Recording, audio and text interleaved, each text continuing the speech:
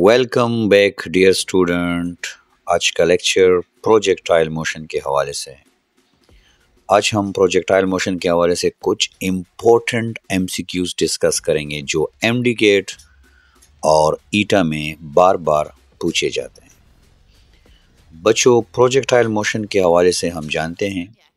चले देखते हैं कि प्रोजेक्टाइल मोशन के बारे में जो पहला एमसीक्यू है वो हमें क्या इंफॉर्मेशन देता है। In projectile motion, at maximum height, which of the following becomes zero?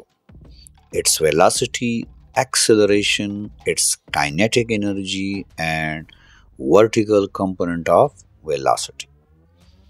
चलें इसको एनिमेशन के ज़रिए देखते हैं कि हाईएस्ट पॉइंट पे क्या चीज़ ज़ीरो होती है।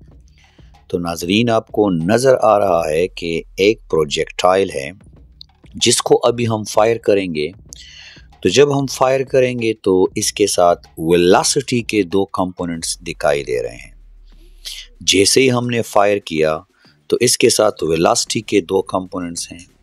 एक कंपोनेंट जो है वो एक्स डायरेक्शन में है और एक कंपोनेंट वाई डायरेक्शन में है। एक्स डायरेक्शन में जो कंपोनेंट है वो कांस्टेंट है, उसमें किसी किस्म की जो चेंजेस है वो नहीं आती है। हाँ, वाई कंपोनेंट जो है वो मुसलसल पहले कम हो रहा है, आप देख सकते हैं। पहले कम हो रहा है, कम हो रहा है, कम हो रहा है, कम हो रहा है और हाईएस्ट पॉइंट पे जो है वो ज़ीरो हो जाता है। हाईएस्ट पॉइंट पे प्रोजेक्टाइल का ये जो कंपोनेंट है ये ज़ीरो हो जाता है। सो इस एमसीक्यू में जो राइट आंसर है वो वर्टिकल कंपोनेंट ऑफ velocity है। So a projectile is projected at a speed of 19.6 meter per second, making a 30-degree angle with horizontal. The vertical components of its velocity after 1 second. देखते हैं कि इस question का क्या answer आता है। Animation के जरिए हम समझते हैं कि ये जो क्वेश्चन है इसका क्या आंसर आता है। तो चलें पहले सोल्यूशन देखते हैं। We know that V F is equal to V I plus A T, V F Y is equal to V I Y plus A Y T. Y component क्योंकि एग्जामिनर ने कहा है कि वाई कंपोनेंट आपने लेना है। हम जैसे वैल्यूज पुट करेंगे इंतहाई आसानी से ज़ीरो आंसर आ जाएगा। अब देखते हैं कि आया ये ज़ीरो क्यों है। एक सेकंड के बाद इसकी जो वेलोसिटी का वाई कंपोनेंट है वो ज़ीरो क्यों है। हमें नज़र आ रहा है कि हमने 19.6 मीटर पर सेकंड की जगह पे हमने 20 लिया है। 30 डिग्री एग्जामिनर ने कहा है हमने 30 डिग्री एंगल लिया है और हम एक प्रोजेक्टाइल को फायर कर रहे हैं। अब हम कंसेप्चुअली प्रैक्टिकली हम देखेंगे कि एक सेकंड के बाद वाकई इसकी जो वेलोसिटी का वाई कंपोनेंट है वो ज़ीरो होगा। हम देखते हैं कि जो हाईएस्ट पॉइंट है, समिट पॉइंट है, उस पे जो वेलोसिटी का वाई कंपोनेंट है वो इससे पहले एमसीक्यू में हमने देखा कि ज़ीरो होता है और हम जो हैं वो वाई कंपोनेंट को देखेंगे तो वाई कंपोनेंट जो होगा वो एक सेकंड के बाद आपको ज़ीरो होता हुआ दिखाई देगा। तो चलिए ये रहा 1 सेकंड और इसको हम समिट पॉइंट बोलते हैं।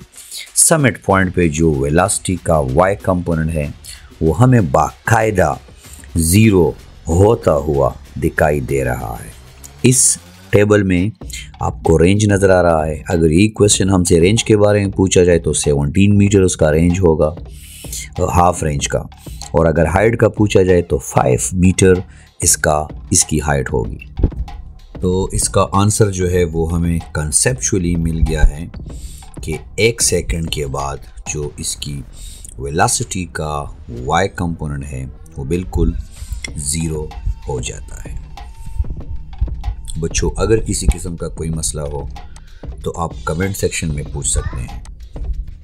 चलें अगला क्वेश्चन देखते हैं। A body is thrown with velocity of 9.8 metre per second, making angle of 30 degree with the horizontal. It will hit the ground after a time. देखते हैं, पहले इसको सॉल्व करते हैं और फिर एनिमेशन के ज़रिए कंसेप्चुअली इसको समझते हैं कि इसका आंसर क्या आता है? हम जानते हैं कि जो टाइम ऑफ फ्लाइट है वो 2vi sin थीटा बाई जी है। पुटिंग द वैल्यू, जैसी वैल्यू पुट करेंगे हमारे पास आंसर 1 सेकंड आ जाएगा। चले देखते हैं कि आया 1 सेकंड जो है वो आता है या नहीं आता है। हमने तमाम डेटा पुट कर दिया है और 30 डिग्री हमने ले लिया है, 9.8 की जगह हमने 10 मीटर पर सेकंड ले लिया है। और देखते हैं कि जो टाइम ऑफ फ्लाइट है प्रोजेक्शन से लेके इम्पैक्ट पॉइंट तक ये आया कितने सेकंड है। तो हम जैसे यहाँ पे टेबल रख देंगे हमें 1 सेकंड नज़र आ जाएगा। 1.02 सिर्फ और सिर्फ इसलिए है क्योंकि हमने 9.8 की जगह 10 लिया है। बाकायदा मैंने शो किया है, मेंशन किया है। Thank you so much for watching.